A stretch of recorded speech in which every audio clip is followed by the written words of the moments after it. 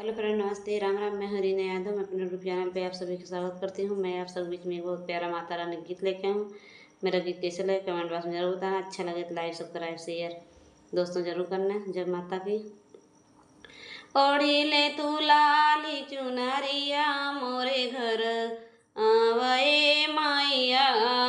ओढ़ी ले तू लाली चुनरिया मोरे घर आवए माइया। मैया की माँ तो पे ओ विद्या सोहे हो। मैया की माँ तो पे ओ विद्या सोहे। विद्या पे नागधरव वो मोरे घर आवए माइया। ओढ़िले तुल हली चुनरिया मोरे घर आवए माइया। मोरे घर आवए माइया। मोरे घर आवए माइया। ओढ़िले तुलाली चुनरिया मोरे घर आवए माइया।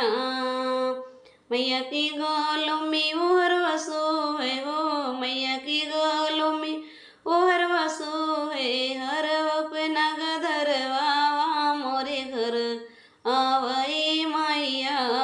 हर अपना गधरवा मोरे घर आवए माइया।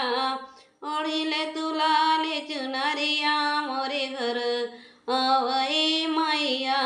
मोरे घर आवए माइया। ओढ़िले तुलाले चुनरिया मोरे घर आवए माइया। मैया की हाथों में वो चूड़िया सोहे। मैया की हाथों में वो चूड़िया सोहे। चूड़िया पे ना धरवा मोरे घर